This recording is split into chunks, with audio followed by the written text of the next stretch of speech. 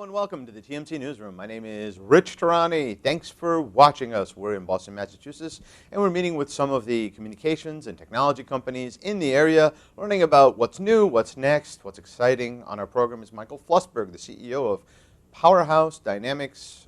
Martin, how are you? I'm good. Thank you, Rich. Nice to be here. So give me the overview of your company, please. Sure. Powerhouse is all about helping consumers and small business save money on their energy bills, lower their energy use, lower energy, with a system that monitors every energy load in a facility, provides analytics and diagnostics of things, and then helps you control those loads remotely. Now, recently a product called Nest just was announced. It was a few weeks ago, just from some ex-Apple people that you put in your home, and it supposedly learns about the temperature settings you want. So that seems to have brought some interest into the market. Yeah, and it's a beautiful product. It looks like an Apple product. A lot of people say it's the product that Steve Jobs would have built if he had gotten involved in thermostats, obviously. And they sold out their initial batch that they built. It's an interesting product. It'd be interesting to see how it works because of the learning. We've taken a simpler approach with a thermostat that's not nearly as beautiful, but we do allow you to very easily set your thermostat settings remotely via the web or your mobile device. It's done with a graphical interface where you just pull up a bar to adjust the temperature setting up or down or left or right to change the time, and then lets you do things like set your vacation settings, and then anytime you want to schedule a vacation, it'll automatically adjust no matter how many thermostats you have. So you never have to touch it once it's installed. In fact, once the thermostat's installed, you never touch it at all. It's all done via the remote. So it's a different approach, less expensive, the thermostat side, not as beautiful. Be interesting to see how it plays out. And you could, with your system, you could just use the app, and let's say you're coming home from vacation early or extending, you can just change it remotely, right? Exactly. Exactly. So let's talk about just physically, how does it work? Is it wireless, wired, all those things? Sure. So we have a product that connects, that actually goes inside the circuit panel in in a home or a business. The original version, which was designed for consumers, actually was wired to a device outside the panel, and that got connected via Ethernet. We've rolled out a version for commercial customers that's entirely wireless from inside the panel to the gateway, wireless from the gateway, or you can connect by Ethernet.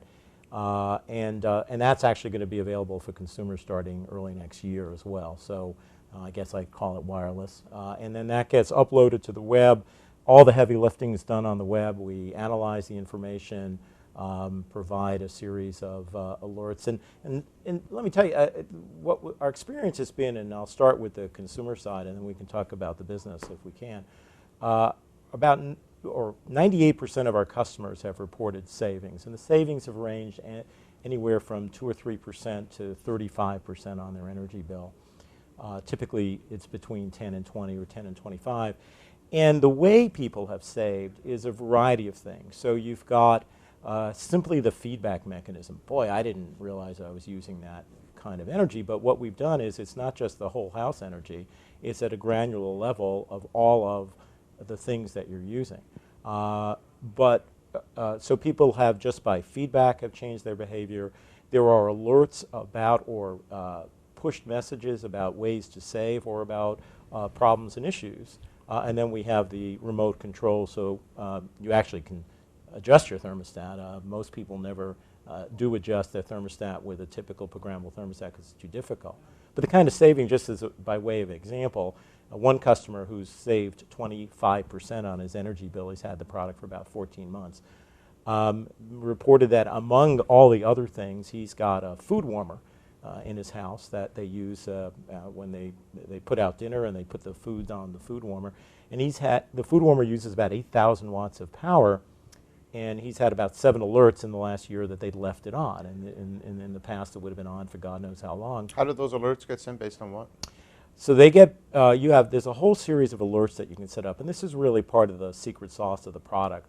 I mean, there's 3 elements to the secret sauce. There's the granularity of the information, there's the analytics and alerts, and then there's a very, very slick user interface and experience with a lot of the information pushed to you via alerts by text or or email, and those are alerts that you can set up. And it could be an alert, let me know if I've left this on during this time of the day, or let me know if something stops working, or let me know if I have a circuit overload condition, or warn me early in the month if I'm going to blow my budget, or let me know if a piece of equipment is suddenly using a lot more energy than it used to, or slowly using a lot more energy, which may be an example of a problem. So one of the enormous savings, even on the consumer side, are equipment problems that people have identified.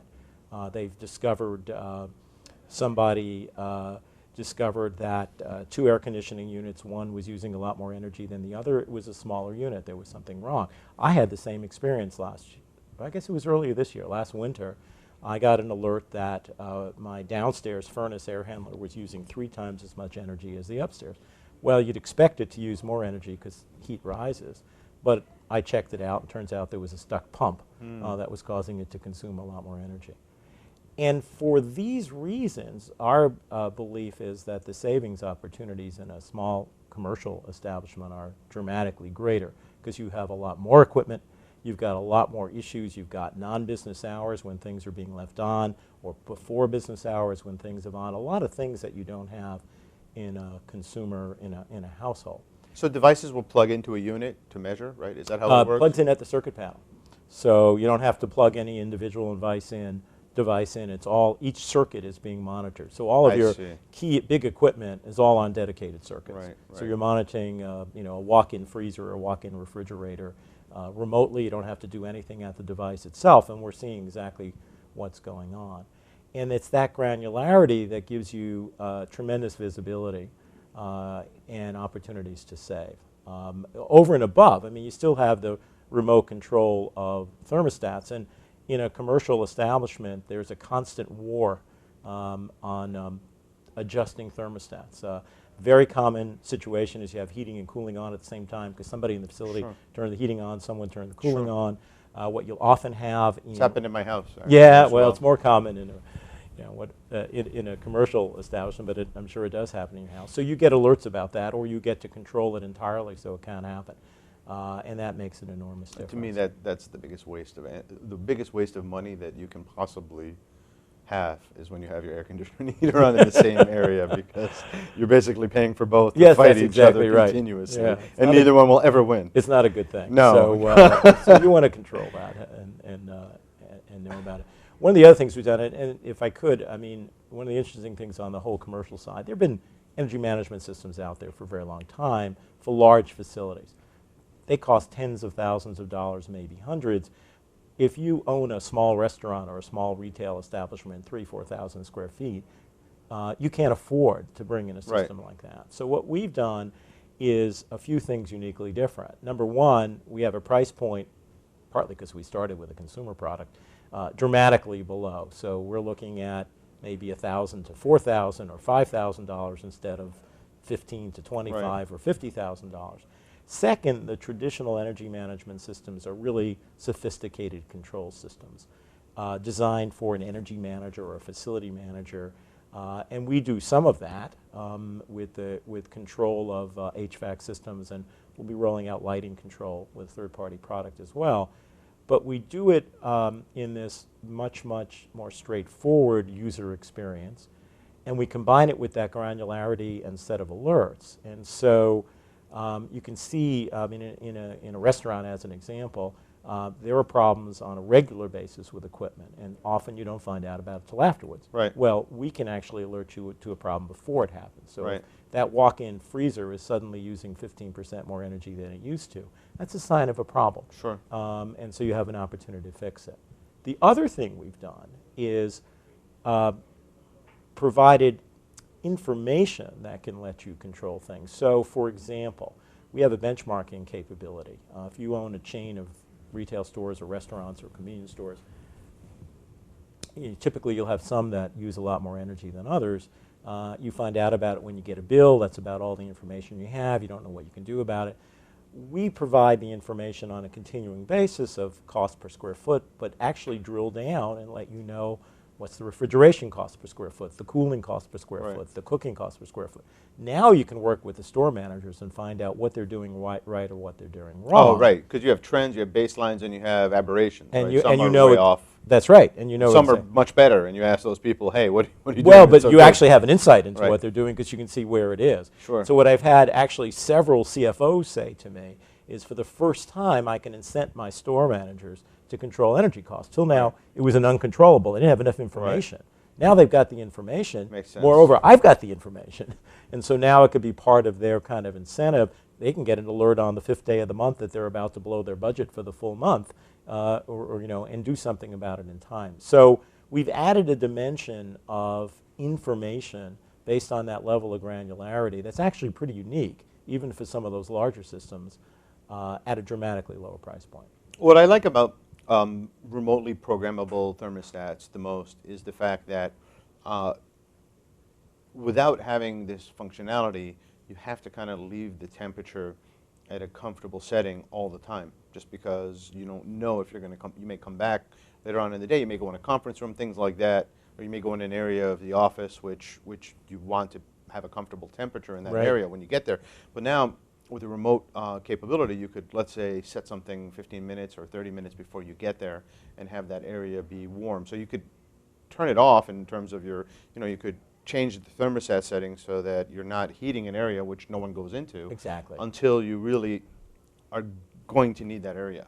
And there's just a tremendous amount of wasted energy and money because thermostats are not remotely programmable Oh, right that's now. right. That's right, and they're kept the same. There was actually an interesting study done a few years ago about consumers who had programmable thermostats, and 24% had actually ever used them.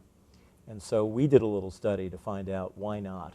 It was very non-scientific, but this was the response. 75% of the people told us, because I can't figure out how to use it. Yeah, well, no offense to Honeywell. Honeywell does an okay job with some of these. I have a few of their thermostats. It's hard. I mean, I have an engineering degree, so for me, it's a little bit of a challenge with an engineering degree. It's not the easiest thing, like you said. No, I mean, the it's screen not. is this big, and you kind of have to work your way around it. And Well, I won't reveal names, but when I showed the our interface for how you control the thermostat to somebody, her response was, "My God, for the first time in my life, I can control the thermostat." And to put it in perspective, she's got a PhD from Harvard. so my wife actually has told me, because we just got back from a vacation where I turned all the thermostats down to 40 degrees before we left, just because I thought it would be great to save a lot of money while we're on the vacation. We got back to a 40-degree house, and she said to me just before we came up here about a week ago, she said, is there any kind of system that we should install in the house that can allow us to remotely turn on the heat? And so it's just kind of funny that I'm running into you now, and your solution works so well with business as well. And we know there are so many businesses that are wasting electricity because they leave or oil or gas, because they leave their thermostats on 24/7, and now they can just remotely turn it down, turn it on, right? Right, absolutely. Program it easily.